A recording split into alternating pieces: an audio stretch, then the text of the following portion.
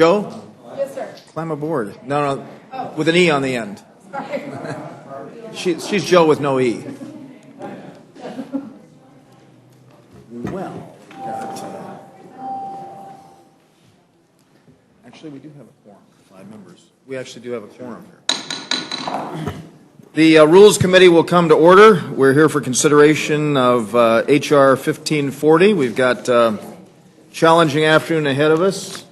We had, as of last night, 215 amendments submitted to the committee for consideration of the Defense Authorization Bill, and so I will say that we are buckle your seatbelts.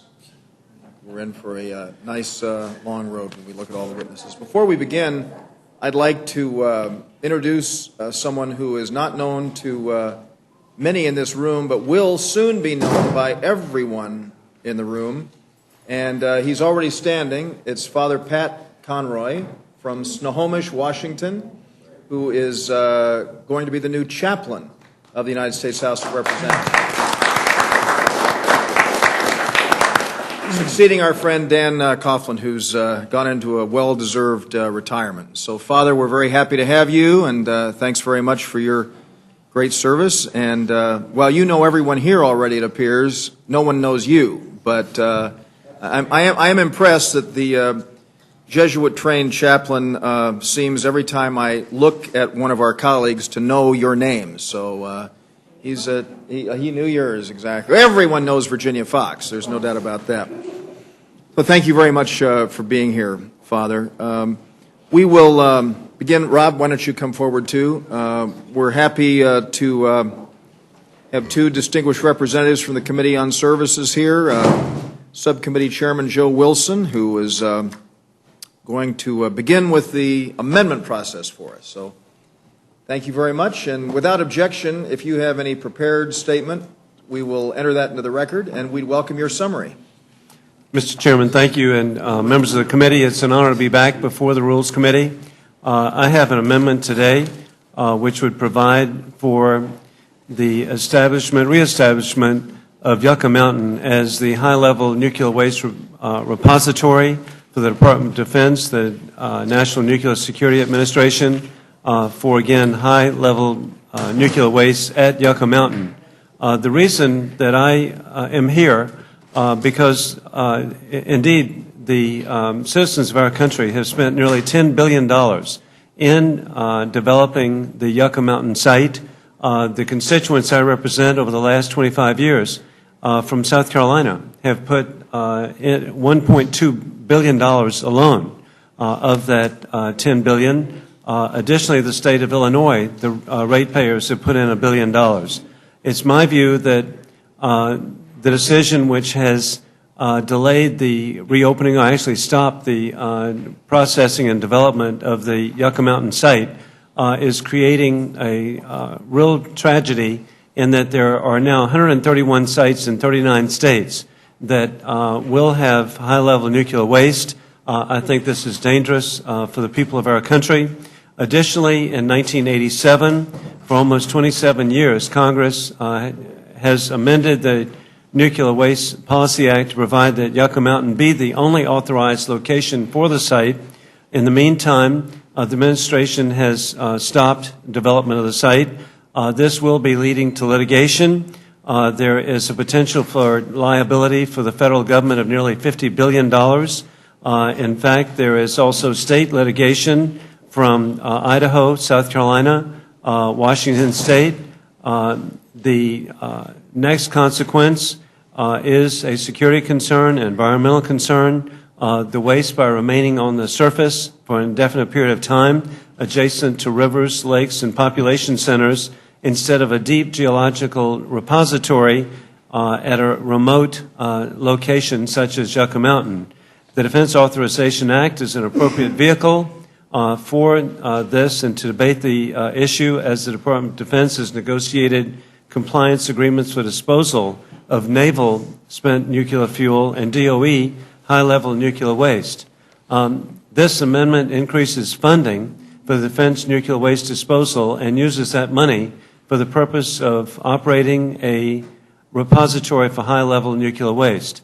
The offset identified is an amendment to the formerly used Defense Sites Program, which was established in 1984 for the U.S. Army to protect environmental present and future generations by removing hazardous waste from the environment. It's currently around $300 million. This would take 197 of that, and it's in full compliance with what the amendment would accomplish. A final point, this is not an earmark. Subsection 2 of the amendment that I have provides that there would be language for merit-based or competitive decisions. This is a very important issue to the people of the Southeast, and particularly communities that are adjacent to the Savannah River in Georgia. So I'm very grateful to be here on behalf of this amendment. Thank you very much, Mr. Wilson. We appreciate that. Mr. Langevin, if you'd come forward, Ms. Bordallo, you're both members of the committee, so please join our colleagues at the table here, and we'll hear from Mr. Andrews. And let me just say that, as I stated yesterday, you all weren't here. We had Messrs. McKeon and Smith before us when we proceeded with consideration of the rule for general debate. But I'm going to encourage this committee to make an overwhelming majority of the amendments that are submitted to us in order. So I just want you to know that as you proceed with your testimony, I don't want to say there's an absolute guarantee, but I think that just from my perspective, you dramatically enhance the opportunity for your amendment to be made in order if you actually increase the level of brevity of your presentation before the committee. That does seem to play a role. And I'm not using Mr. Wilson as an example, but when I say at the outset that whatever prepared statement you have will be entered in the record in its entirety and we welcome a summary, actually the real reason I made this statement is that we were about to hear from Rob Andrews, and that's the reason that I offered this directive. So, Mr. Andrews. I thank the chairman for accepting my amendments and yield back the balance of my time. How'd I do? Rob, on advice of counsel, you did well. I would very briefly ask consideration of two amendments. And I thank the Rules Committee for your hours of service, often at difficult hours of the day and night. Thank you for the time that you put in. I have two amendments. One deals with the problem of concurrent receipt, where we have a service member who is badly injured in the line of duty, and he or she retires. And the present law is if they retire before their 20th year, they cannot collect both their regular pension and their disability pay. We're trying to fix that. I have an amendment that does that. I would urge its consideration. It's offset and paid for. Secondly, many of us have a concern there has been an excessive amount of contracting out. So my second amendment calls for a brief moratorium in contracting out so that we can be sure that we're in fact making rational economic and policy decisions and following all the laws in the process. I would urge consideration of these amendments. I thank the committee. Thank you very much. Mr. Langevin. Thank you, Mr. Chairman, members of the committee. First, I want to thank you for the opportunity to speak and for the great work you're doing on the Rules Committee. I'm basically introducing this amendment to the National Defense Authorization Act again this year after having it successfully pass the House last year without objection. So this is something the House has already dealt with before. It's dealing with cybersecurity. My amendment would basically secure our government-owned IT networks from the massive data breaches and attacks that continue to plague our federal networks by implementing the recommendations of the CSIS Commission on Cybersecurity, of which I was one of 4 co-chairs.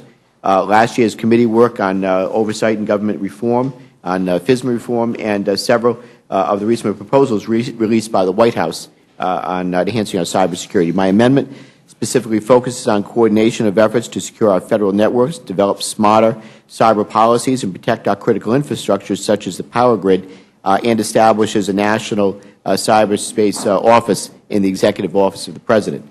This office would include strong authorities over agency information, security policies, and will be responsible for coordinating the defense of our federal networks during a serious attack and establishing a national strategy to engage with the international community. This language also will ensure that the new cyberspace office has strong budgetary oversight powers and are backed by financial pay for performance authorities and is accountable to Congress through the reporting and Senate confirmation. These authorities are essentially are essential for this and any future administration to get their arms around an issue as broad and challenging as protecting our country's digital capabilities. And with that, Mr. Chairman, I'll submit the remainder of my statement for the record, but I think this is vitally important as cyber security is becoming increasingly a national security issue, a national security threat, because of the amount of hacking and penetrations that we've experienced and data breaches that have been experienced. And we're all recognizing this. I hope that the committee would support this amendment. Thank you very much, Mr. Langevin. Ms. Berdallo, welcome. Thank you, Mr. Chairman and members of this distinguished committee. My amendment number 99 would incorporate the text of H.R. 44, the Guam World War II Loyalty Recognition Act. I understand that Chairman McKeon was here yesterday to speak on behalf of this, and I do thank him very much. It is important to note that the amendment this year reflects a compromise that was reached during informal conference negotiations with the Senate last year. It eliminates payment of claims to a controversial group of claimants, and the need for this legislation has been discussed many times and is ultimately a result of the occupation of Guam by the Imperial Japanese forces during World War II. I would also note that both Chairman Carl Levin and Ranking Member John McCain in the Senate agreed to this language, but due to unique procedural consideration, it was unable to remain in the defense bill last year. The compromise version also costs less than previous year's versions of this amendment. Passage of my amendment is important to continue the progress we've made on the military buildup in Guam. And finally, I would note, Mr. Chairman, that H.R. 44 has passed the Congress 5 times since the 110th Congress. Twice it has passed by a recorded vote in the House in the 110th and the 111th Congresses. And I would further note that both votes showed overwhelmingly strong bipartisan support for the measure. I have another couple of quick requests. I would also like to lend my support to amendments numbered 183 and 184. These amendments work to ensure that we are providing resources to our nation's strategic ports. These strategic ports are important to the readiness of our nation to deploy and respond to various threats across the globe. Unfortunately, the infrastructure at many of these ports is lacking, so defining responsibilities for improving this infrastructure is an important consideration. So I hope that this amendment will also be made in order. And finally, on behalf of Congresswoman Hanabusan of Hawaii, her amendment is number 46 that addresses an oversight in the underlying provisions regarding Gitmo detainee transfers. The amendment would limit past, present, and future detainees from rights afforded under the Compact of Free Association. Multiple Gitmo detainees have or will be repatriated to Palau, and with this they possess unrestricted access to the United States to study, work, and reside as habitual residents under the rights granted to them under the compacts unless the Congress acts. So again, thank you, Mr. Thank you Chair. very much, Ms. Berdallo. It's always nice to have you here, and we tolerate the other three who are at the table when they come up. So thanks to all of you. You've made your case very clear. I want to say that there's concern with one of your amendments. I've just been told by staff, Rob, as it gets into the internet gambling issue, and so we're going to again try to make as many amendments of the 215. We're now, a few have been withdrawn. We're down to about 210 or so that are going to be made in order, but we're going to do everything that we can to have as many of those that have been submitted to us as possible. Chairman, if I may, cognizant of your concern about the revenue side of the amendment that I have, we've endeavored to try to read and honor the Cutco rule by understanding the difference between tax increases and other sources of revenues and fees. And I realize it's a closed question. Right. We've tried to write this amendment with that in mind because we've had a long history on this bill of this concurrent receipt problem, of everybody wanting to get this done, but no one being able to find a source to pay for it. And candidly, I don't think we're ever going to succeed in getting this done by cutting some other area of the defense budget. I just don't think that's going to happen on the mandatory side. So this was a good faith attempt to find a source of offset that would not impair any defense programs, but do the justice that I think everybody here wants to do for these families. Good. Thank you very much. Thanks to all of you. I have no questions. Mr. Sessions? Yes, thank you, Chairman. Rob, you'd mentioned an offset to pay for the things, the concurrent receipt issue. Where did that come from? The offset is from proceeds of the operation of internet gaming. Proceeds from this? From the operation of Internet. In other words, there would be a fee paid by those who would operate Internet gaming to a trust fund set up under the Department. And that's in this? It is in the amendment, yes. Oh, but it's in the bill? Or you just? It's not you in the just bill. Offset? I wish it were in the So bill. you followed Mr. McKeon UCUT. wouldn't put it in the bill. But no, Followed UCUT and followed provisions and? the amendment amendment contains the offset, yes. Great, thank you very much. Thank you. I have no other Mr. questions. Hastings? Ms. Fox? No questions. Mr. Bolus? No questions. Mr. Bishop? No, you shouldn't. Mr. Woodall? You shouldn't. Mr. Woodall. Thank you, Mr. Chairman. I just want to thank Mr. Wilson for what he's doing for the Savannah River. That's a big issue across our border, and I'm grateful to you for bringing that. Thank you very much. Mr. Nugent? Mr. Scott? Mr. Reed? Lady and gentlemen, thank Thank you, all Mr. of you for being here. Appreciate it. And the committee. We will now proceed to testimony from our Rules Committee colleagues, Mr. Sessions, Mr. McGovern, Mr. Hastings, and Mr. Polis. And so, gentlemen, you obviously can stay right here. So, Mr. Sessions, we welcome your testimony, and let me say to you that without objection, we'll include your entire statement in the record, and we would welcome your summary. Mr. Chairman, thank you very much.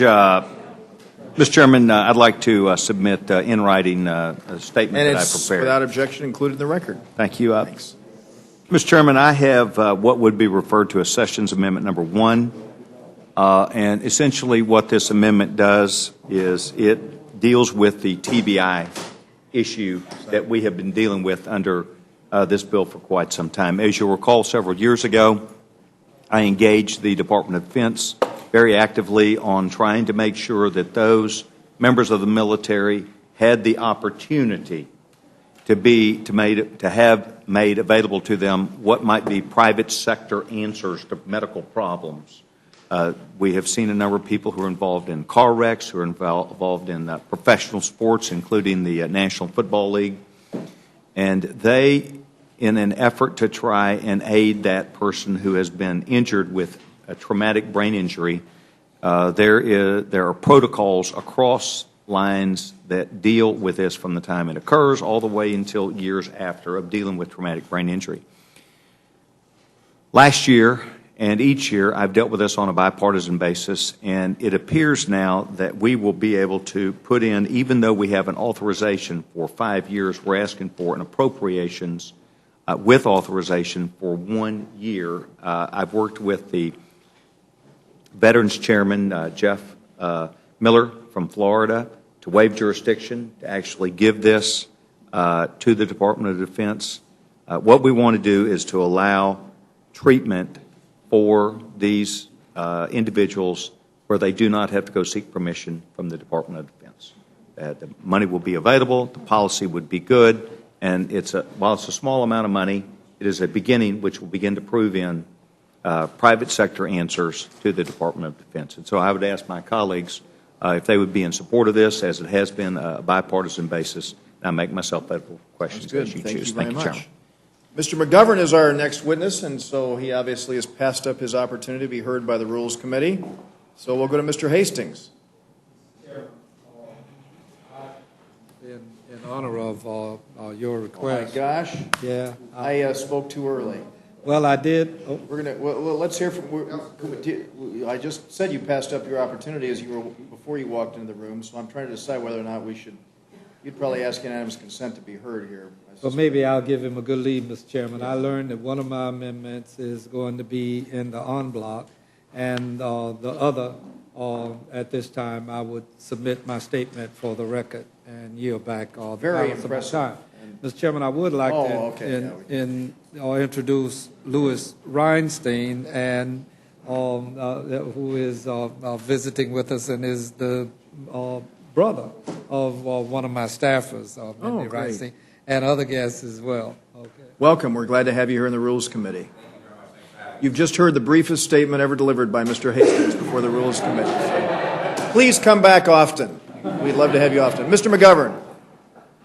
Thank you, Mr. Chairman. I would like to offer an amendment that I will offer along with Walter Jones and a number of other members, a bipartisan amendment that requires a plan and time frame on accelerated transition of military operations to Afghan authorities requires a plan and time frame on negotiations leading to a political solution and reconciliation in Afghanistan, requires a new national intelligence estimate on al-Qaeda, and nothing in this amendment prohibits the President under existing authority to go after al-Qaeda or share intelligence or modify military strategy and tactics while redeployment of U.S. forces happens under a planned time frame provided above. I'm simply offering this amendment because I think we need to provide a little wind at the President's back so that come July, when he has promised to give us his new strategy in Afghanistan, that it's about ending this war and not continuing it for an indefinite period. I think we've lost too many great men and women in this war. Tens of thousands of our soldiers have been wounded, and we're going broke because we're borrowing most of the money to pay for the war. So this is a pretty moderate amendment, which I hope people will interpret as nothing more than, again, putting some wind at the President's back so that he can make an announcement that we're rethinking our strategy and drawing down our military. Thank you very much, Mr. McGovern. Mr. Polis. Thank you, Mr. Chair. I have a important amendment that would reduce our troop count in Europe. I've yet to have anybody adequately explain to me the strategic rationale for having over 80,000 troops in Europe and Germany and Italy, so forth, protecting countries presumably that are as wealthy per capita as us. My amendment would reduce the European troop count from 80,000 to over 30,000. Why 30,000? That is more than all of the estimates we've heard about how many troops we need in the European theater to support our global operations in the Mideast and so forth. That number is significantly lower. So the other 50,000, while it might be a good morale boost to be assigned to Europe as opposed to a war zone for a member of the military, there's no strategic purpose. And in an era when we know we can't afford a lot of things, this seems like an area that hopefully we can all agree that we can cut back a little bit, and I ask that my amendment be made in order. Good. Thank you very much. Thank you very much, Mr. Polis. Thanks to all of you. I don't have questions. Ms. Fox? Please, Mr. Hastings. Faux pas, and it's my apology. I introduced Mindy's brother and didn't introduce her sister, Leslie. We were all wondering as when you well were as going to do that. Everyone noticed your faux pas, but Yeah. we didn't want to. I know you of did. It. And her brother-in-law, Jeffrey Rosenblatt, who is here as well. We want all of you all to come back too, because you're all part of this effort that has kept Mr. Hastings' statement as brief as it's been. And so please, just in fact, we will let's note that we want to assign these 4 seats right here to Mr. Hastings' guests at all times. So anytime you want to come back, you've got them right there. Your time's expired. So, Mr. Bishop. And you all have questions of Mr. Sessions or of each other? Mr. Woodall, Mr. Nugent, Mr. Scott, Mr. Reed? Okay, gentlemen, thank you all very much. Now we will go back to the members of the Armed Services Committee. We're happy to welcome our California colleague, Mr. Garamendi. And please come forward. Without objection, any prepared statement that you have will be entered the record. Let me just say at the outset, I know that you've withdrawn 2 of the 5 amendments that you've submitted to us, and there are 3 others. I can't say that we'll make all of them in order, but I will tell you that we are looking very favorably to make as many amendments in order as possible, and so we welcome your statement. Thank you, Mr. Chairman, and I thank you for It's on. What appears to be a very rapidly evolving committee. Thank you for that. I'm sure everybody will appreciate moving along here. The first amendment that I would propose deals in a way somewhat similar to what Mr. McGovern suggested a few moments ago, and that is an amendment to change the very nature of the war in Afghanistan back to what it was originally, that is, a counterterrorism effort.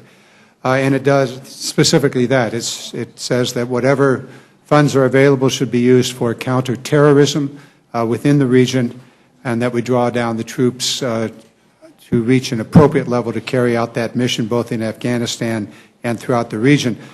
The killing of bin Laden gives us an opportunity to pivot and move away from what is an exceptionally expensive and draining war, both in terms of our Treasury, but far more important in terms of human lives and limbs and bodies that have been mangled by the war. So that's what the amendment does.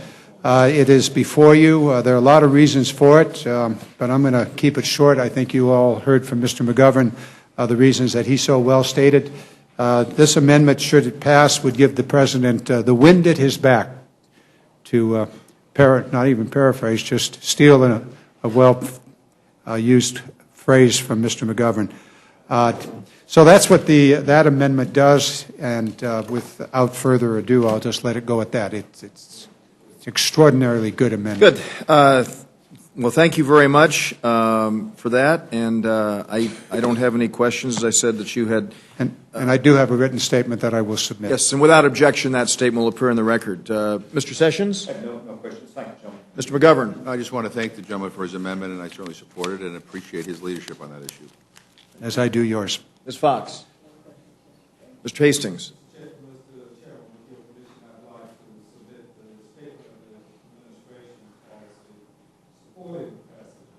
Without objection, the statement of administration policy will appear in the record. Mr. Bishop? Mr. Polis is gone. Mr. Woodall? Mr. Nugent? Mr. Scott? Mr. Webster? Mr. Reed? Thank you very much for being here, John. We certainly appreciate it.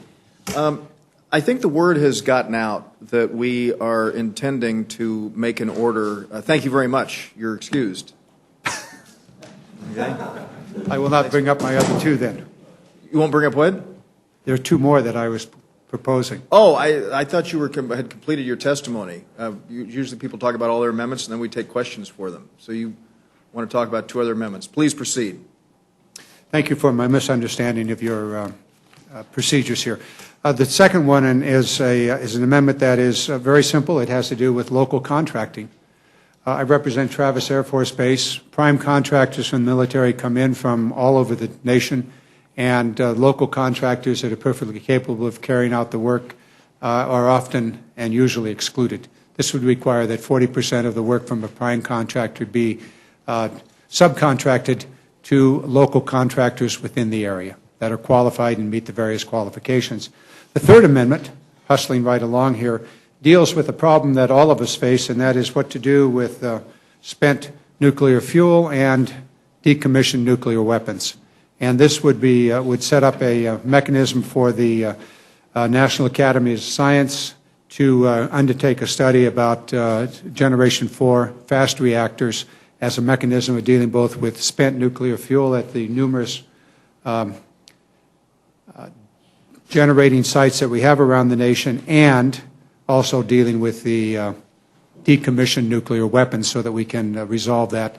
It is, frankly, a much better way, should this study prove to be along the track that I think it will, a much better way of disposing of nuclear waste or spent nuclear fuel, reducing the longevity of it from 300,000 years to 300 years, and consuming some 90% of the total volume and weight of the material. Makes a lot of sense both for the military as well as for the commercial. I think we heard about this amendment. Mr. Wilson, I know, is a co-sponsor with you on this amendment, and he mentioned it in his testimony just a few minutes ago. Are there any questions for Mr. Garamendi now on any of the other issues? Thank you very much. Thank you for your consideration. You bet. And we are, what I began to say, we have two witnesses who have joined us, Mr. Chaffetz and Mr. Young. Obviously, the word has gotten out that we are hoping to make as many amendments in order as possible so we don't have the tremendous number of witnesses that we'd anticipated. And so we will move ahead. Everyone was invited to be here at 3 o'clock at the appointed time. And so since this word has proceeded, we have fewer witnesses than we had expected. So we'll welcome Mr. Young and Mr. Chaffetz. Gentlemen, please come forward. Mr. Buchanan is here as well, I see. So you want to join our colleagues here at the table? Mr. Young, without objection, the prepared remarks that you have there will be included in the record in their entirety, and we welcome your summary. Thank you, Mr. Chairman. It's good to be here again. It's been a while before I've testified for this committee. I don't know if this thing's on or not. I guess it is. I have actually two amendments. One is on the Strategic Seaports Program. There's 20 ports around this nation. The reason it comes up in the defense bill is we cannot deploy or actually utilize our military strength without good ports, and our ports are in disarray. And that's my First Amendment, 184, authorized funding for maintenance and infrastructure and DOD designated strategic reports. This is something that's very, very important. We did look at this before in 2008. We asked not only the Defense Department, and in fact they told them to look at it, and they did not do so. I can't, for the life of me, understand that, especially when you consider that most of our deployment overseas is done by ports or by air. And I think it's crucially important. That's a very simple thing. It just says that you will do the examination to expand and hopefully put money into the future budget for the improvement of these ports. Mr. Bordolo and I have offered Amendment 183, additional study provision that calls for not only a study of infrastructure problems and needs in and around our strategic ports, but it requires assessment of what the infrastructure problems and needs are directly and indirectly relate to military use of those ports. If there is no military use or possibly safe areas, then they probably will not be worked on. But we have to, I'm a maritime guy. I'm in the maritime business, have been for many, many years, and our ports are in bad shape, including in California, by the way. The last one is an amendment that the Chairman, Mr. McKinnon, has stated about saving the Department of Defense. That's Amendment 214. I agree. I think we ought to be saving money, but let's do it wisely. And one of our businesses is housing. There is adequate housing in many of our bases and areas that is already there, already utilized, and yet they, for some reason, the President's budget has new housing put in the arena, and it costs us more money. And my argument is use existing housing, make sure that the housing is upgraded as it can be upgraded, and have housing immediately for the troops in the forts so that they can have it now instead of waiting over a period of years. This does save a considerable amount of money. It is they were built by private companies at government expense, and were maintained at government expense over the last 20 years in most of these forts. And the owners are willing to put more money in to make sure they're up to grade. I don't, for the life of me, understand why, and that will be very specific.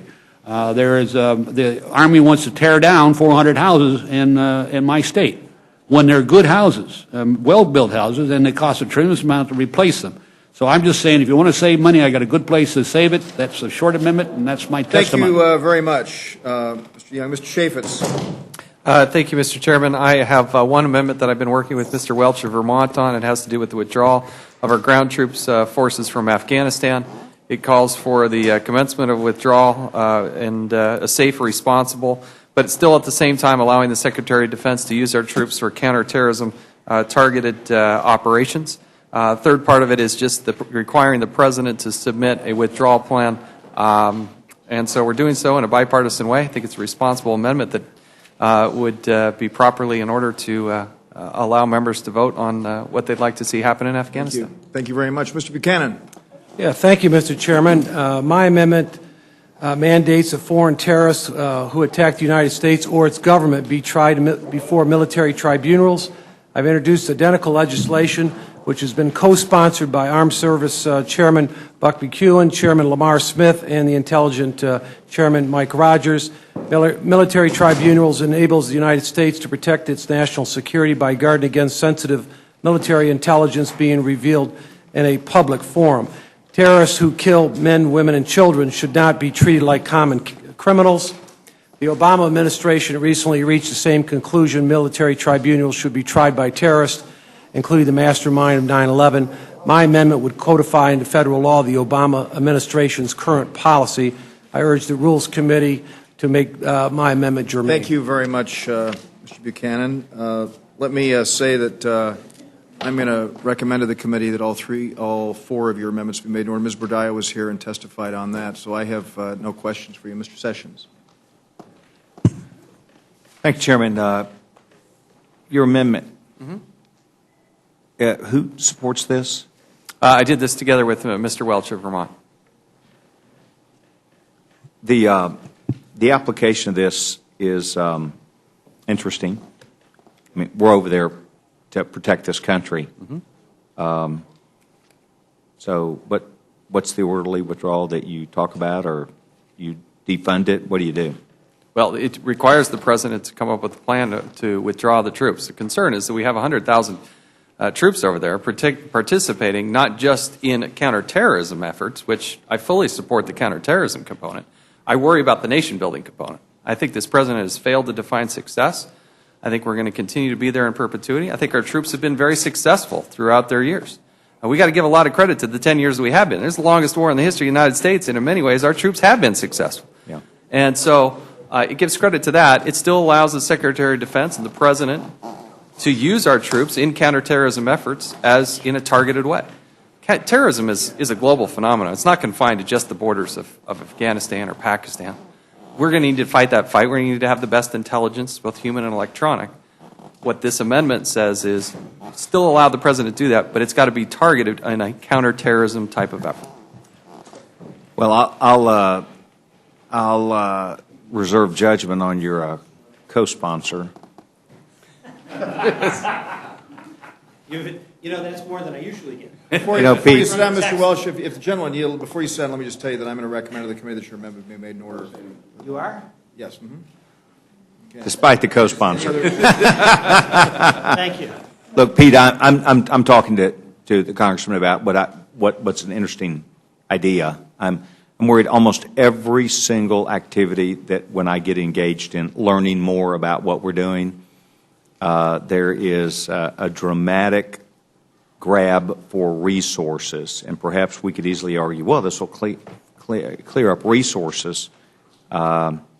It seems like that the two ride together to me, as much as I will very much am objecting to whatever nation building means.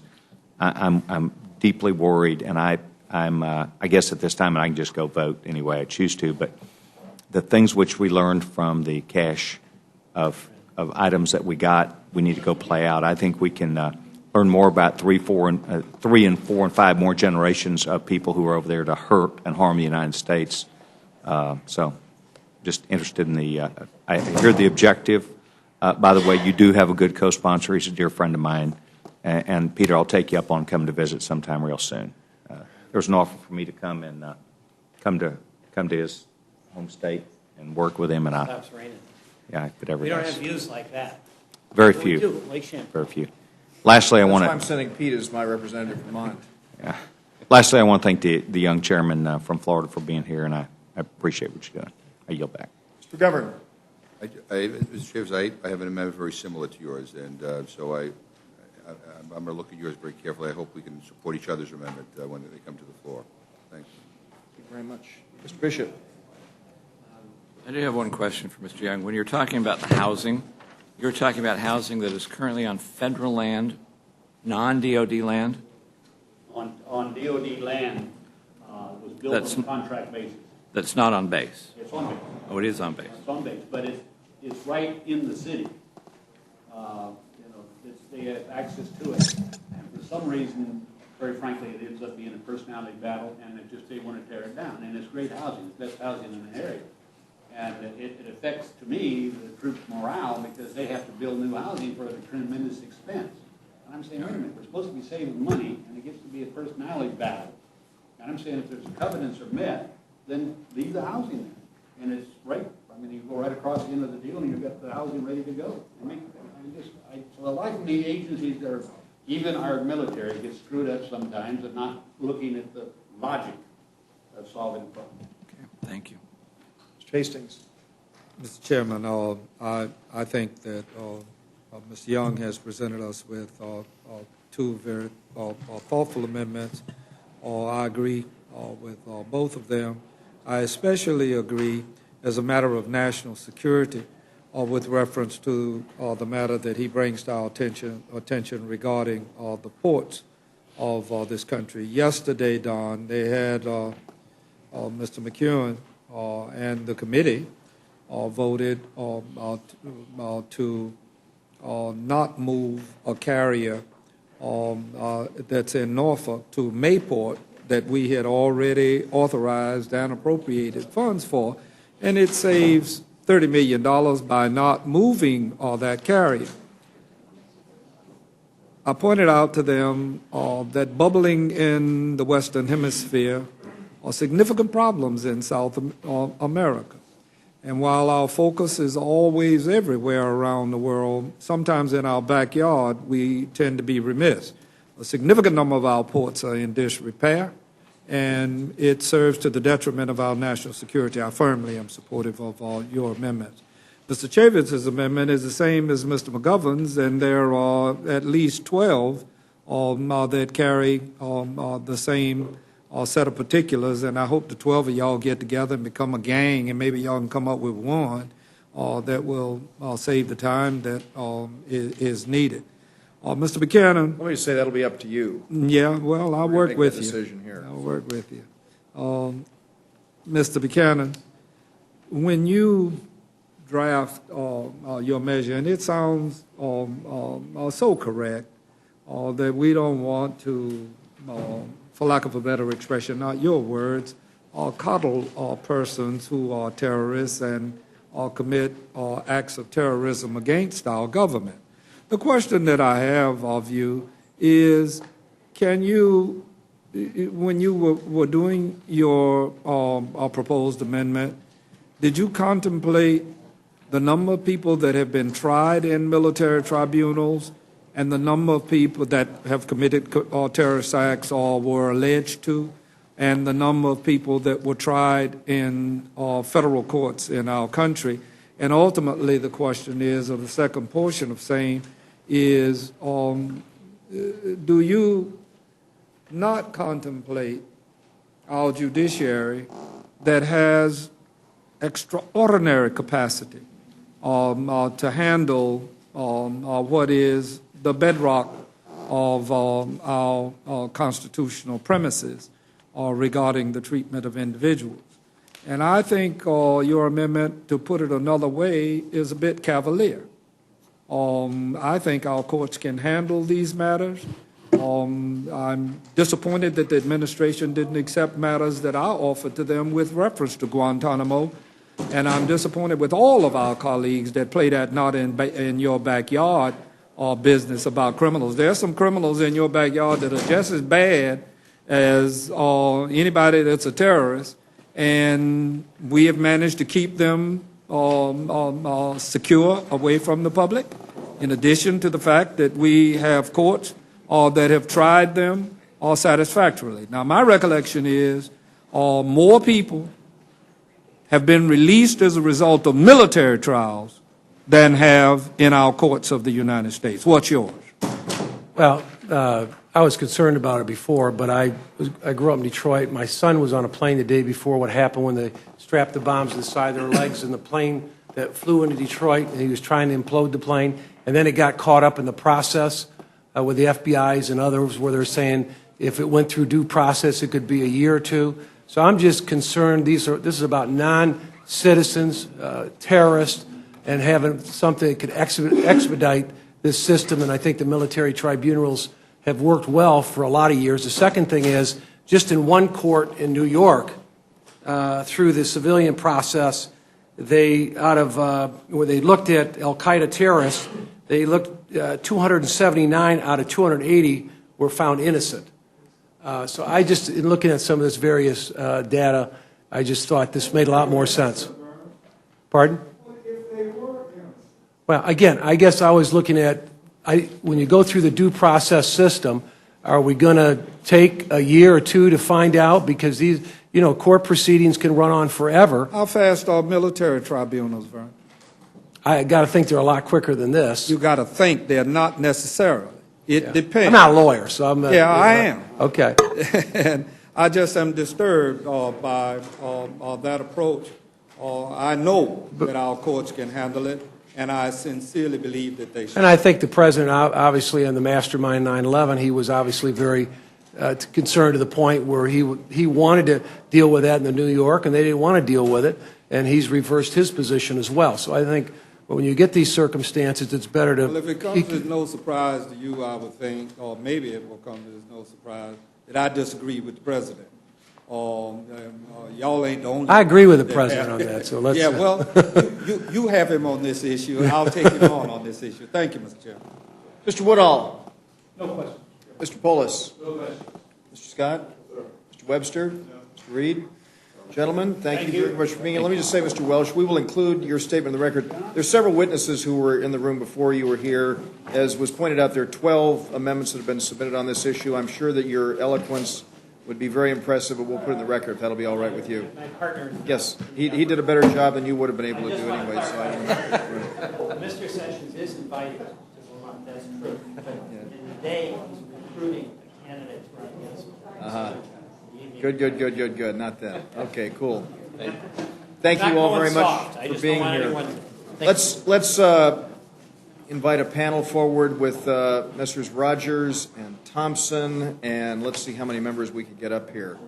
And I'm trying to think of who was next in the room. I think Ms. Schakowsky was here after Mr. Rogers and Mr. Thompson, and Ms. Woolsey. So why don't the four of you come forward?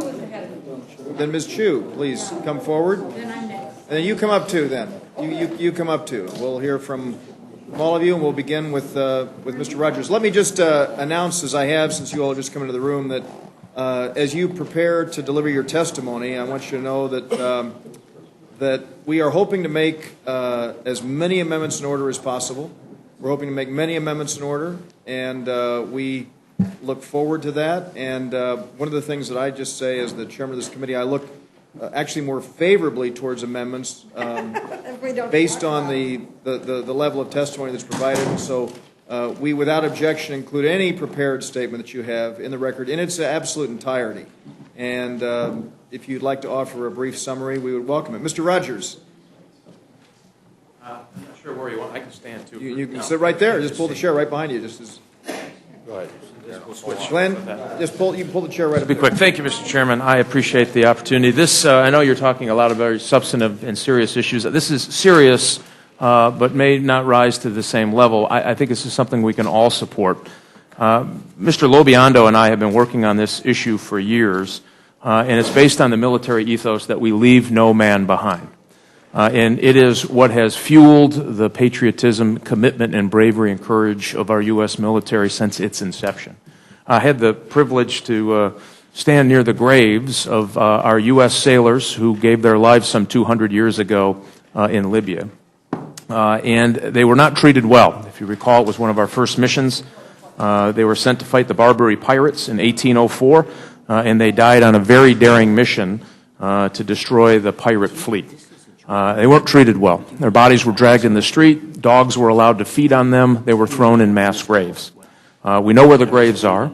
There has been some dispute if the Navy believes that they should be repatriated back home. Many people, including the American Legion, myself, and I think anyone who has served in the military believes it is absolutely the right thing to do. So what we've done today, Mr. Chairman, and by the way, Commandant Richard Summers, from New Jersey, and there's a town named after him. His lineage, his family, wants his remains brought home so he can have a proper burial. And for those who have questions, we have soldiers who are on the beaches of Normandy, but that is U.S. soil and is under the care and protection of the United States, and those cemeteries are proper burials. Mass graves and the way these folks were treated are not. And so this is no new money.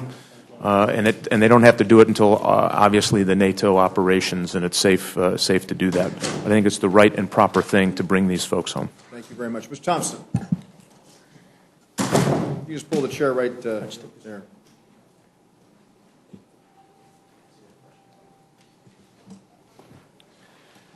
Well, thank you, Chairman, Ranking Member, members of the committee. I want to thank you for allowing me to testify in this amendment today, which is nearly identical to H.R. 1832, Service Members Telemedicine E-Health Portability Act, or STEP Act.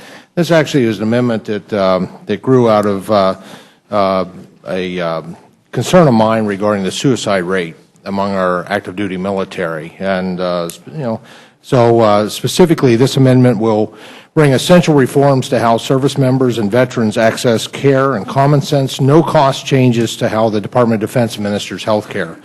By expanding the current Department of Defense state licensure exception to allow qualified and credentialed healthcare professionals, including contractors and civilians, and removing the location requirement, we will remove the handcuffs and restrictions currently placed on the Department of Defense. This will allow our National Guard, our Reserve, our veterans, and retirees quicker and more efficient access to care, and open the door to allow for modernization of DoD healthcare delivery.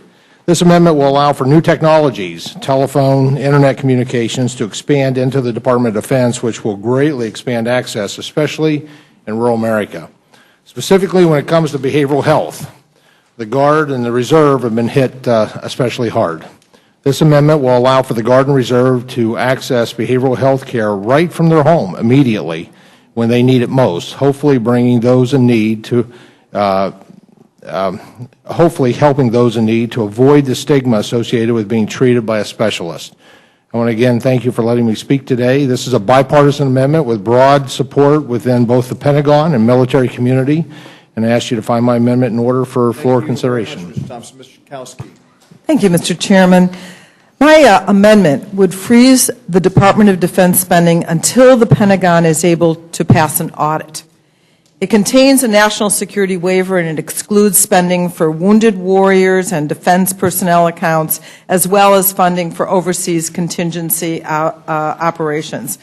Defense spending currently accounts for over 20% of our federal budget. However, DoD is one of the very few agencies unable to pass an independent audit.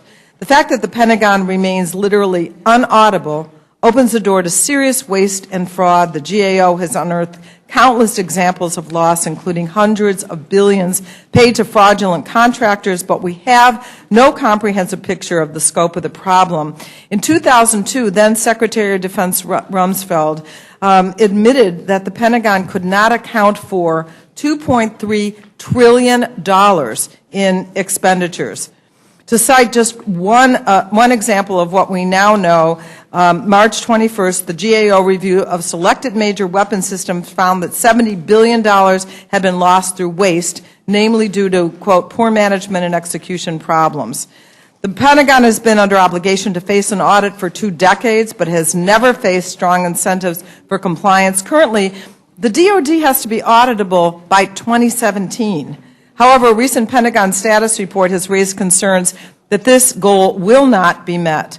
This is an idea with bipartisan support. My amendment is very similar to a proposal that Senator Coburn made to the National Commission on Fiscal Responsibility and Reform that I also served on. And finally, I want to emphasize that the men and women who serve our country should not be punished because of problems with bookkeeping. That's why my amendment specifically excludes those accounts that pay salaries and benefits for DoD personnel and wounded warriors. In addition, while I personally strongly believe that we must end the wars in Iraq and Afghanistan, we must do so in a way that makes all necessary provisions for the safe redeployment home of our troops, and that's accounted for. So, Mr. Chairman, it's a constitutional requirement that a, quote, regular statement and account of receipts and expenditures of all public money shall be published from time to time, unquote. In these difficult financial times when we're faced with difficult choices and the prospect of cutting critical government programs, this accounting of funds has become more important than ever, and the Pentagon should not be excluded from that requirement. I'm wondering, Mr. Chairman, if I could also just in 1 minute or two just also offer an amendment that I'm co-sponsoring with Mr. Welch. Is this the amendment that he was just here on Afghanistan? No, this is freeze in budget of Department of Defense until okay. Oh, no. I'm sorry. Let me see. Maybe it is. No, this is an amendment which passed the House as a standalone measure in the 111th Congress unanimously, and it triggers debarment proceedings for contractors who are convicted of violating the bribery provisions of the Foreign Corrupt Practices Act. So, as I say, this says that would ban companies and individuals convicted of bribing foreign officials from contracting with the federal government. Seems like those kind of lawbreakers should be excluded. Thank you. Ms. Chu. Thank you, Mr. Chair. My amendment, co-sponsored with Representative Maurice Hinchey, would add acupuncture as a covered benefit for the 9 million eligible beneficiaries under the Department of Defense's TRICARE health care plan. For years, acupuncture has been recognized by the National Institute of Health, the World Health Organization, and well-regarded institutions such as Harvard University for its efficacy and cost-effectiveness. And now the military is starting to recognize its benefits too. In fact, the Army Surgeon General released a report in June 2010 that recommends a holistic, patient-centered approach to pain management, including alternative methods as acupuncture. Acupuncture has been used in the battlefield to treat soldiers harmed in the line of duty. At Camp Leatherneck, a Marine Corps base in southern Afghanistan, Air Force physician Colonel Richard Niemso has been using acupuncture to help soldiers with concussions so that they can return more quickly to the front lines. Concussions can have a debilitating after effect, including dizziness, loss of balance, crippling insomnia, and a pounding headache. And it usually takes 2 weeks to cover. The colonel had reported that after one treatment, patients are often getting a full night's sleep and the headache is greatly reduced. And acupuncture is not just used in the field, it's being used to bring our soldiers home too. The Air Force has been incorporating acupuncture to dampen pain on long flights evacuating wounded soldiers back to the United States. Acupuncture is working for our veterans too. More than 1/4 of all VA medical facilities offer acupuncture, including right here in Washington, D.C. at Walter Reed Hospital. For veterans, acupuncture can help relieve the symptoms of post-traumatic stress disorder and help with pain management for our returning soldiers, such as California resident Ronald Rucker, a 62-year-old Vietnam War veteran who suffers from a ruptured disc and sciatica. He was offered pain management or invasive spinal surgery to help him cope with the pain, but he didn't want to. Fortunately, the VA would cover his treatments, and it has been helpful in treating not only him, but has tremendous cost savings as well. In fact, patients like Ronald Rucker probably saved tens of thousands of dollars to treat his back without undergoing painful surgery. My amendment would make sure that we build on the steps already taken in the field on our soldiers' way home and by the VA to ensure that acupuncture can become fully integrated into the TRICARE health plan so that every soldier can decide if this is best for them. They certainly deserve the best treatment options available to them. Thank you. Thank you very much. Let me just say again that any prepared statement that you all have will appear in the record in its entirety, and we have lots and lots of witnesses you can see, so if people can offer a brief summary, we'd very much as a committee appreciate that. Ms. Woolsey. Thank you, Mr. Chairman. I've cut mine way down. My amendment, number 19, will eliminate funding for the much maligned V-22 Osprey aircraft.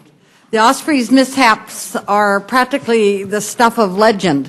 It's a poster child for the excesses and inefficiencies of the military-industrial complex. Its safety record is absolutely abysmal. 30 Americans have been killed during V-22 training exercises, and most recently, during a public demonstration in Staten Island, New York last spring, its prop rotors knocked down tree limbs and injured 10 civilian bystanders. The Marine Corps itself has concluded that leaving the engine idling could generate such high temperatures that the entire flight deck could melt in 10 minutes' time. I'm actually trying to figure out what good it is to have a combat plane that doesn't operate in high-threat environments as well. But, Mr. Chairman, look at me, I'm going through all those pages that I'm not talking about. It's the job of the Pentagon to protect the American people, not to make defense contractors rich by perpetuating systems and programs that have failed and aren't getting any better. And that's why the co-chairs of the Fiscal Commission, Erskine Bowles and former Senator Alan Simpson, recommended canceling the V-22. That's why the most hawkish of any high-ranking official in the United States government I can remember, a former defense secretary named Dick Cheney, wanted to terminate the Osprey more than 20 years ago. So finally, Mr. Chairman, the V-22 Osprey has been given more than enough time to prove its worth over a quarter century. It has cost taxpayers $32 billion, money we could have been spending on programs that Americans need right here at home. So for the sake of our national defense and in the name of fiscal discipline, the F-22 must go. Please let us vote on it, and we can save $10 to $12 billion over 10 years. I have no questions. Mr. Sessions? Thank you, Mr. Chairman. Mr. Chairman, I want to thank each of the members that were here. I'm sure everybody heard the rule. The briefer you were, the better the opportunity. So, Mike, I'm sure you'll feature that. Mr. McGovern. I just want to thank the witnesses. They're all good amendments. I look forward to supporting them. Mr. Bishop.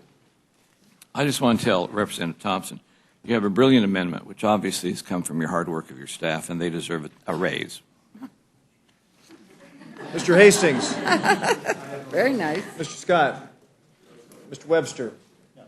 Thanks to all of you for being here. Thank you, Mr. Rogers, as well. Let me say again, as I have, that to all of the members who are coming to testify, that we are going to be making an order for consideration on the House floor an overwhelming majority of the amendments that have been submitted to us. Obviously, not every single amendment is going to be made in order, but I want to say that we will be making an overwhelming majority of the amendments that have been submitted to us in order. And so you might keep that in mind as you offer your testimony here. Let's have a panel that will begin with Mr. Micah, and Ms. Miller was here, and let's see, Mr. Richmond was here, and I know you all were here before, and we'll bring Mr. Garrett up as well. And Ms. Edwards just walked in. My friend Ms. Waters, I know, has an amendment on the floor, and we want to get to you just as quickly as possible. It's not going to be my fault. It'll be up to these people here to determine whether or not we get to you, Ms. Waters, as quickly as possible. And then we will, and we also have, I know, my California colleague and the gentleman from New Jersey. So let's proceed with Mr. Micah. And again, I'll say that any prepared remarks that you have, without objection, will be included in the record in their entirety, and we welcome your brief summary. Thank you, and I'll submit a lengthy statement. My amendment is a simple amendment, and actually, I'm trying to remember, Mr. Chairman, or some of the people who have been around here, we used to do things by request, introduce an amendment or legislation. This is sort of by request, because I went to Afghanistan about a month and a half ago, had time to spend with our troops out in some forward operating positions. I'm sure some of you have done that. And I said, hey, guys, you know, there's no generals around. Tell me if you wanted me to go back to do something for you that would help you the most, what would you want? They said, we would like you to change the rules of engagement. And so this is by request of those guys that were in those forward operating positions. And I call it the soldier's right to bear arms. And all it does is says that the Secretary of Defense shall ensure that the rules of engagement to anyone who's assigned to a hostile area has the ability to fully protect the members' right to bear arms, and secondly, authorize the members to fully defend themselves from hostile actions. So this is on behalf of the guys that I left up. And I'll tell you what, I've never seen a machine like the Osprey. They took me out of a forward operating position close to the Iranian border at night and brought that son of a gun in the dark and took us out of there like a rocket. And I asked the general, I said, I thought these things had a lot of problems. He said, this is the best piece of equipment we have. It saved thousands of lives and brought people out of forward operating positions just like that, and it doesn't have the problems it had. So these are people that I left back at that farm complex and asked me to do something for them. So that's the purpose of it. I'd appreciate your consideration making it in order. Thank you. Thank you, Mr. Chairman. I have two amendments. The first one is asking for the National Guard to be a member of the Joint Chiefs. I think it is long overdue. There's been over 600,000 National Guardsmen and women that have been called up, which is the largest call-up since World War II. All of us have been to Afghanistan, Iraq. I mean, you see that in the 30 percentile of everybody who's in theater is either a Guard or Reserve. And I'll tell you, a bullet doesn't know if you are active duty or you're a Guardsman. And as well, we think of 1,200 National Guardsmen that are securing the border, our southern border right now, and yet they have no seat at the table. And the brutal reality is that oftentimes the National Guard sometimes gets the hand-me-downs. And we think about how they need to be properly resourced for whether it's a national emergency, disaster preparedness, or being deployed overseas or along the border. So I'd like consideration of the Rules Committee on that amendment. And my other amendment actually has to do with making sure that the Department of Defense identifies and looks at technology that could be utilized by the Department of Homeland Security. I think this would be a great way for the taxpayers to get the best bang for the buck. Again, if we think about along our borders, the ability to use, for instance, UAVs, unmanned aerial vehicles, which is something that's happening in Florida now. It's happening in Texas. It needs to happen along the northern border as well. These are technologies that are off-the-shelf hardware. The taxpayers have already paid for them. They do have utilization that not only with DOD in theater, but as well with the Homeland Security and the robotized vehicles as well that is being utilized very heavily again in Afghanistan and some of the really heavy terrain that could be utilized along the border. And this is a way I think that we could secure our borders. So I'd appreciate the committee's consideration of both those amendments. Thank you. So thank you, Mr. Chairman. My amendment will ensure that this administration will not be able to use this defense authorization bill as congressional authorization for a military presence in Libya. As you know, it is the Constitution that says Congress has the power to declare war. We know that the War Power Resolution requires the President to obtain authorization within 60 days after they commit troops. And pursuant to the War Powers Resolution, this authorization must be done how? Through a declaration of war or some specific authorization. Why do we need this? Because back in 1999, President Clinton inferred congressional authorization for the war in Kosovo through an emergency appropriations bill in fiscal year 1999 that did not specifically authorize a conflict. Now we see the exact same thing potentially happening with President Obama, where he went first for authorization to the UN and then for authorization to the Arab League, but he has not gone to Congress for authorization to us. So, clearly put, my amendment will make clear that this defense authorization legislation is not authorization for combat in Libya, and that the authorization must be done how? In a standalone bill before Congress if we continue any military action in Libya. And the fact that congressional authorization is required, it's done so regardless of whether this military action, as he now says, is supported by the NATO alliance or sanctioned by the UN or for any other agency as well. Thank you I appreciate very your much, consideration. Mr. Garrett. Welcome to the Rules Committee, Mr. Richmond. I think this is your first appearance here. We're happy to have you. Thank you, Mr. Chairman, for having me. This amendment, and Mr. Chairman, I have a shipyard in my district. It's a private shipyard. It's laying off 5,000 employees, which is 5,000 direct jobs, 6,000 indirect jobs. However, there's a provision in the law that allows them to recoup up to $310 million of their cost in closing the facility. This amendment I'm asking you all to make in order would prohibit that. And I just think that it's bad policy to use taxpayer money, especially those employees, to reward a private employer who's shutting it down. So the first amendment, Amendment number 9, would prohibit the Department of Defense from reimbursing them up to that $310 million. The second amendment, Amendment number 10, would simply say that they couldn't receive any of that recoupment cost unless they hired 75% of those workers back. Mr. Chairman, I just think that it just goes against everything we're trying to do here in Congress in terms of keeping people at work and employing people to reward a company for laying off 5,000 workers. And I would just ask that you make it an order. Thank you very much. I have no questions. Thanks to all of you, Mr. Sessions. Thank you very much, John. Interesting bill that you're bringing forth to us today. I'm not only intrigued by what you said, but what's the second item that they said they were going to do? That was really the only item. Pretty universal. Yeah, it was, again, I said, what can I do if I go back to help you do your job better? And they asked me, to do something about the rules of engagement. So I thought this is something that I could do for people that are on the front line in a hostile environment.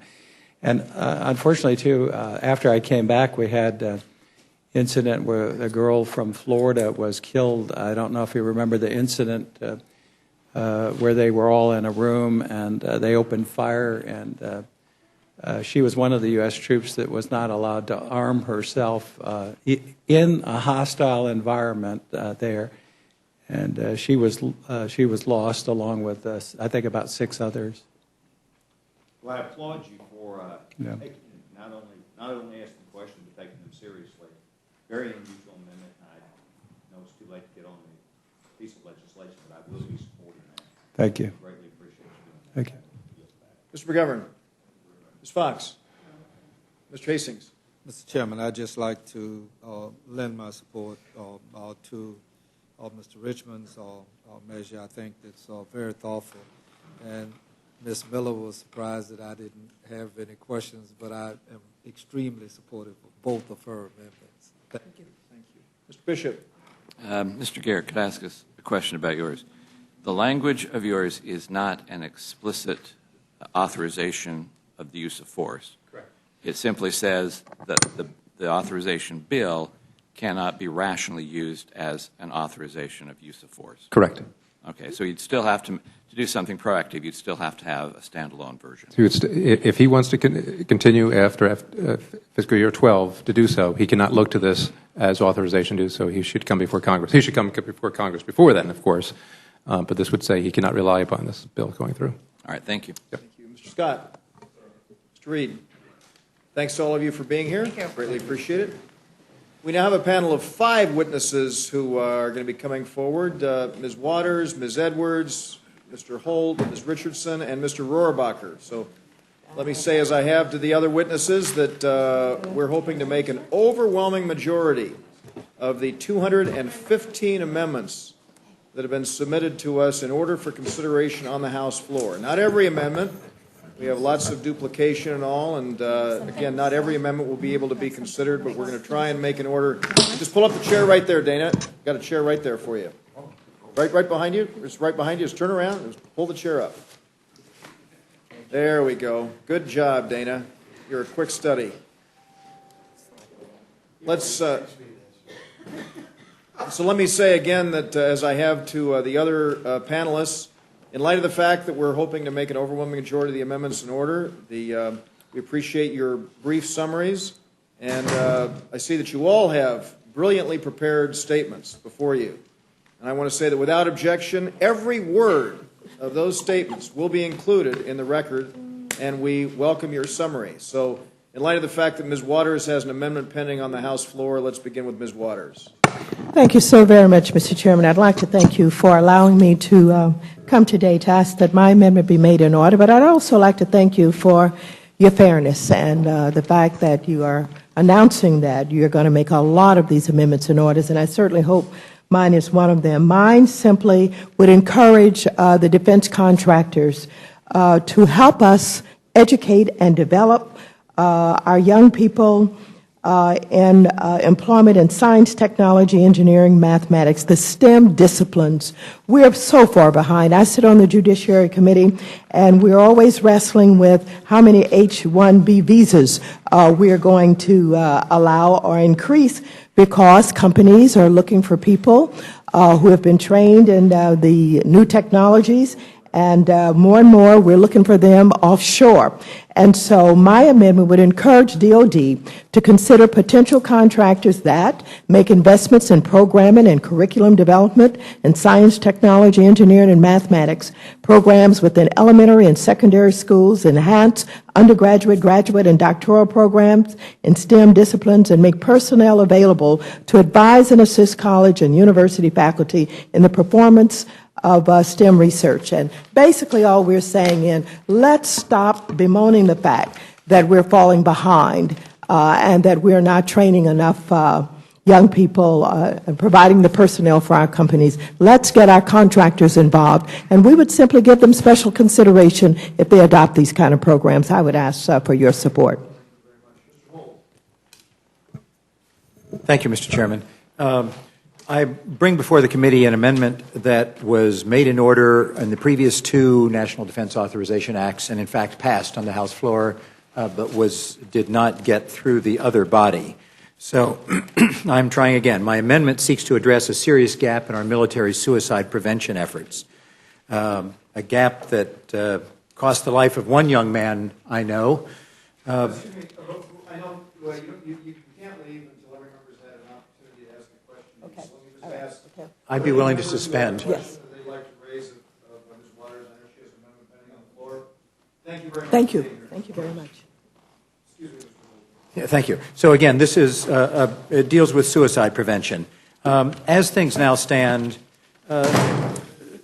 members of our military in the individual ready reserve, individual mobilization augmentees, the inactive National Guard, find themselves without anybody looking after them.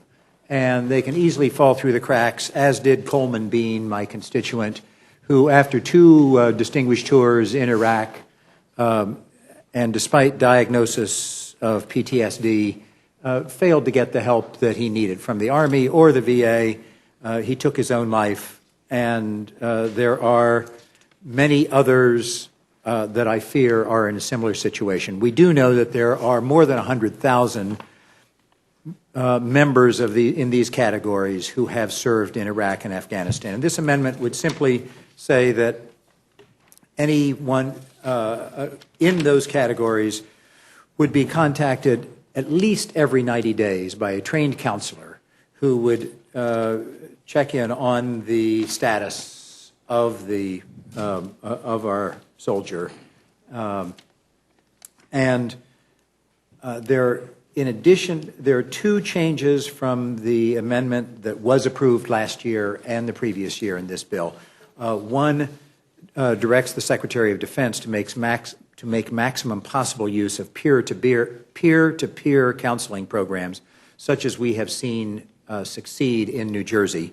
And the other minor change directs the Government Accountability Office to determine how many individual ready reserve augmentees and inactive National Guard may have taken their own lives after their service in Afghanistan or Iraq. Thank you. Thank you, Mr. Chairman, and it's good to be back here. I appreciate your consideration. I actually have an amendment that deals with an issue that's come up around the installation that I represent, and it's Joint Base Andrews, now the consolidation and the BRAC consolidation at what was Andrews Air Force Base.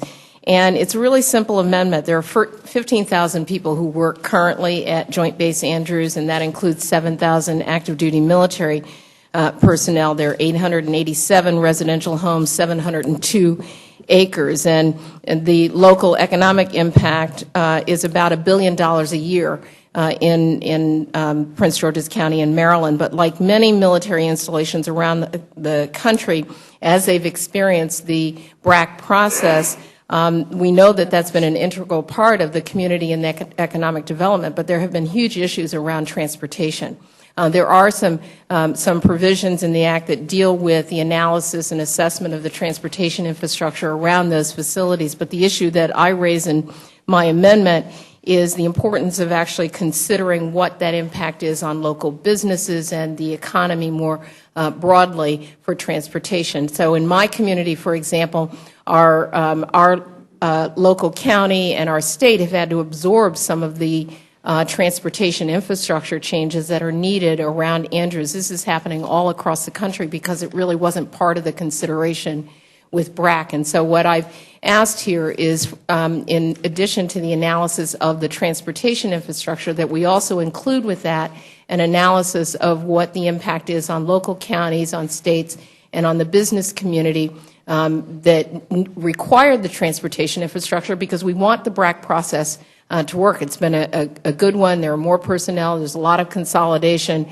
But if people can't get to and from work and into their local neighborhoods, then it could defeat the purpose. And I get concerned because I think that it's actually important for the local communities that are around these military installations to view them as their friend, because we need the support of local communities with the installations. And so my amendment very simply says, and in addition to simply assessing the cost of transportation, we also look at what the impact is on businesses, on local governments, on the local economy surrounding these BRAC facilities. Thank you.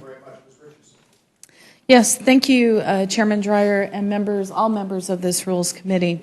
I have two amendments before you. The first one is the Richardson Amendment number 8. This amendment, essentially what it would do is to instruct Transcon to update and expand the Port Look 2008 Strategic Seaport Study. It's kind of ironic that I'm sitting here right next to Mr. Roybacher. He actually has the port, and then I have all the traffic that comes out of the port. And if we look back at originally how ports were originated, they were originated from a defense perspective, not just from an economic basis of moving cargo. Currently, with the occupations that we're involved with, our ports are still being utilized to move goods and cargo, and so it would be appropriate, I believe, to update this study. The second one that I'd like to bring before your attention is the Richardson Amendment number 10. I'd like to thank the Armed Services Committee, who I believe has made this amendment in block, And essentially what it does is it authorizes or encourages Northcom, which was created on October 1st, October 2002, in the aftermath of September 11th. Its mission is to protect the United States, the homeland, and to support local, state, and federal authorities. In the case of a national emergency, natural or man-made, which are happening all too frequent these days, we need to make sure that our armed forces within Northcom are working with our local, state, and federal governments. All we have to look at is the tornadoes that are going on, Hurricane Katrina and so on, that they should be practicing not only amongst their agencies, but with local governments as well. With that, I see your nod, and I ask that you find these amendments in order. Thank you very much, Mr. Chairman, and thank you to all of you for permitting me to present these amendments. The first amendment speaks for itself. It's just an amendment to cut off all military aid to Pakistan, and we won't debate that issue now. It speaks for itself. The second amendment would grant the President of the United States the flexibility to move satellites and components from the U.S. munitions list to the Commerce Control List. As with standards existing procedure, the President can only move items from the U.S. munitions list if it is cleared by the relevant committees in the House and the Senate. That procedure will remain in place. Since Congress placed these items on the munitions list, which, for those who don't know, which puts much heavier restrictions on what our high-tech companies can do in terms of what they can sell and how they can interact overseas. Since that time, our worldwide market share for manufacturing satellites and components has dropped dramatically. We have heard witnesses testify that this situation is harming our national security, costing American jobs, and encouraging other nations to develop competing technologies. Finally, let me note that significant concerns do exist in terms of the transfer of technologies regarding China and several other rogue nations. The exceptions listed in my amendment will continue to prohibit the transfer of these technologies to these particular nations and will prohibit U.S. satellites from being launched on Chinese rockets.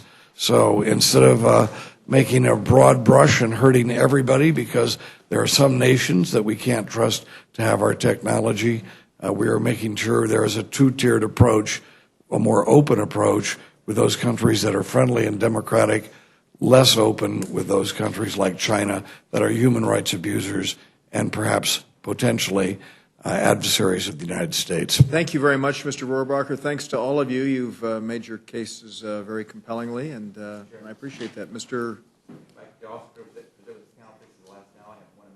Well, you're going to be the last panel, so let's just see if we've got questions for these members here. Mr. Sessions, any questions? I have no questions, Chairman. Thank you. Mr. McGovern, Ms. Fox, Mr. Hastings, Mr. Bishop, Webster, Mr. Reed.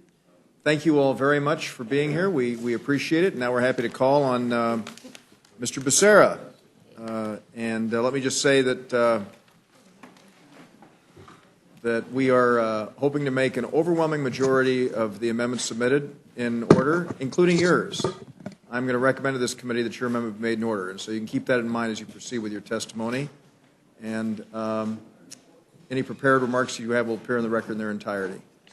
Chairman, I thank you very much. I appreciate the words that you've just mentioned. It's a good amendment that allows us to continue to see young men and women who are qualified to serve in our officer ranks make it into our prestigious academies, and I hope we do have an opportunity to have this amendment presented to the floor. We've seen DOD receive some monies in the recent past for further outreach and recruitment of individuals, especially in areas where oftentimes many members of Congress have not actually nominated individuals. So we're hoping that with this additional funding, they can do so. We found a good offset. Well aware of that, especially in Southern California that we have, and I think it's a very interesting amendment. Again, I'm going to encourage that the committee make it in order. Any questions for Mr. Becerra, Mr. Sessions, Mr. McGovern, Ms. Fox, Mr. Hastings? Chairman, I just have a very brief parliamentary inquiry, and it is, am I permitted to ask or to offer to a witness a suggestion in the way of an amendment.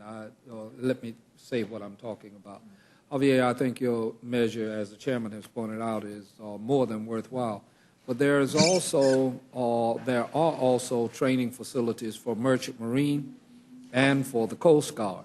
And it would seem to me that if those were added, it would only add the emphasis of what you're trying to make. Mr. Chairman, and I think it's a great point. The difficulty, I think, though, is, Mr. Chairman, that Mr. Hastings, to respond to your question, is that those academies don't fall within DOD. Okay. Right. So it would be a different committee, but I think it's a Yes, sir. worthwhile notion to pursue. Mr. Bishop? Mr. Webster? Mr. Reed? Okay. Thank you very much for being Chairman, here. thank you very much. Oh, Mrs. Slaughter, any questions for Mr. Becerra? No, indeed. Okay. Chairman, thank you very much. Now All that the Mrs. members. Slaughter has arrived, the hearing is closed. And that will end the hearing, and the committee will be in recess subject to the call of the chair. And we don't know exactly.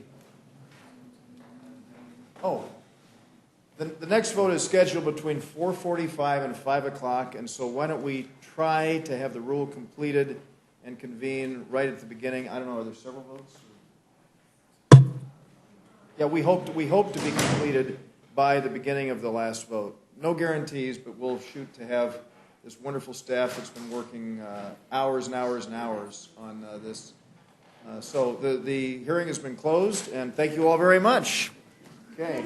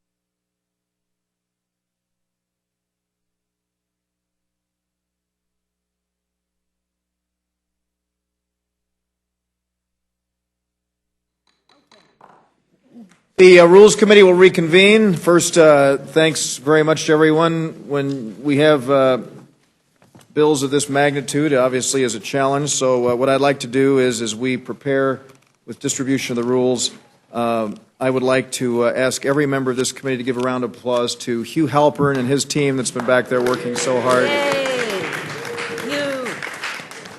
Because he was impressed. motion, he kept his head down. He was smiling. I know Hugh. That's modesty. It's his modesty.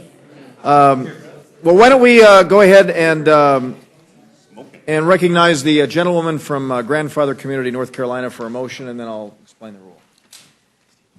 Thank you. Mr. Chair, I move the committee report a structured rule for further consideration of H.R. 1540, the National Defense Authorization Act for fiscal year 2012.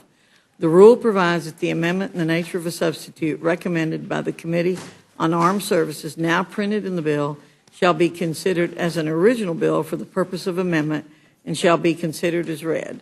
The rule waives all points of order against the committee amendments in the nature of a substitute. The rule further makes in order only those amendments printed in the report and amendments en bloc described in Section 3 of the resolution. The amendments made in order may be offered only in the order printed in the report, may be offered only by a member designated in the report, shall be considered as read, shall be debatable for the time specified in the report, equally divided and controlled by the proponent and an opponent, shall not be subject to amendment, and shall not be subject to a demand for division of the question. All points of order against the amendments printed in the report or against amendments en bloc described in Section 3 of the resolution are waived. Section 3 of the resolution provides that the chairman of the Committee on Armed Services or his designee may offer amendments en bloc at any time consisting of amendments not earlier disposed of. Amendments en bloc shall be considered as read, shall be debatable for 20 minutes, equally divided and controlled by the chairman and ranking minority member of the Committee on Armed Services or their designees, shall not be subject to amendment, shall not be subject to a demand for division of the question. The original proponent of an amendment included in an amendment en bloc may insert a statement in the congressional record immediately before the disposition of such amendment en bloc. Finally, the rule provides one motion to recommit with or without instruction. You've heard the motion of the gentlewoman from Grandfather Community. I would encourage everyone to look at the last page. The number 152 is there. That's the number of amendments that have been made in order. Of the 210 that were submitted to us, 16, I'm told, were withdrawn. And so we've made in order roughly 75% of the amendments that were submitted. As you all know, we had lots of duplication and then made some other decisions. I will say that based on the research we've done so far, we've not found a defense authorization bill that has had a higher number of amendments made in order. There are more Democratic amendments made in order than Republican amendments. And so in light of that, I'd like to call on the gentlewoman from Rochester. Thank you, Mr. Chairman. I appreciate that. First, I would like to ask unanimous consent to put the statements of Congresspersons Timothy Walls, Barbara Lee, and Sheila Jackson. Without objection, the three statements will appear in the record. And I move the committee report an open rule. We think it's gone a long way toward it for consideration of H.R. 1540 so that all members have the opportunity to offer amendments to the bill. I promise not to laugh, but I encourage my colleagues to vote no on the Slaughter amendment. Those in favor will say aye. Those opposed, no. Okay, the chair, the noes have it. The noes have it. The motion is not agreed to. Are there further amendments? There is. We appreciate that Mr. McGovern will be able to offer his amendment on Afghanistan. However, the committee received a number of thoughtful and germane amendments regarding operations in Afghanistan. I move the committee make in order en bloc and provide appropriate waivers for amendments number 13, 168, 170, 161, and 172. Okay, you've heard the motion of the gentlewoman. Any further discussion? If not, the vote occurs in the Slaughter amendment. Those in favor will say aye. Those opposed, no. Okay, the chair, the noes have it. I probably will need a roll call. Clerk, call the roll. Mr. Fetchins. Ms. Potts. No. Ms. Fox, no. Mr. Bishop. No. Mr. Bishop, no. Mr. Woodall. No. Mr. Woodall, no. Mr. Nugent. No. Mr. Nugent, no. Mr. Scott. No. Mr. Scott, no. Mr. Webster. No. Mr. Webster, no. Mr. Reed. No. Mr. Reed, no. Ms. Slaughter. Yes. Ms. Slaughter, aye. Mr. McGovern. Aye. Mr. McGovern, aye. Mr. Hastings. Aye. Mr. Hastings, aye. Mr. Polis. Aye. Polis, aye. Mr. Chairman. No. And the clerk report the total. 8 nays. And the motion is not agreed to. There further amendments? If not, the vote occurs on the motion of the gentlewoman. Those in favor will say aye. Those opposed, no. Per the chair, the ayes have it. The ayes have it. The motion is agreed to. And Mr. Bishop will be managing for the majority. Mr. And Mr. McGovern from the minority. Mr. Chairman, thank you all. could I ask you a question? Mr. Webster. Some of the amendments we approved, and we do every once in a while, they are late filed. Is there any consequences to a late filed amendment? That's an interesting question. Let me just say that Mr. Webster raised this question with me earlier, and one of the things that we've tried to do in this spirit of openness, recognizing the rights of members of the minority and the majority, we have tried to, having established a deadline for the filing of amendments, we've tried to be as lenient as possible with members. And so it's frankly, there have been instances in the past where the committee has not been quite as lenient, and so I've been encouraging our staff when amendments come in to try to be as accommodating as possible. Obviously, I'd say that the absolute deadline just passed, okay, since we've just voted out the rule. But having said that, we are trying to be as accommodating to members as we possibly can. And I think it's a very good point. I mean, when we set deadlines, it would be nice if we could try to recognize them. And I don't want members to get into the habit of believing that, that deadline means absolutely nothing. It's really a decision that I've made just to try and respect colleagues and some of the staff members who may be arriving up here with their amendments a few minutes late. So thank you very much for raising that. Thank you all very much, May Ms. I Slaughter. ask you, please, do we expect to meet tomorrow? Well, the Patriot Act, we will have to meet on the Patriot Act if something happens on that. So that would be the issue that we need to address before the end of the week. There's no doubt about that. But we'll certainly let you know. Okay, thank you all very much. Have a great evening. Committee stands adjourned.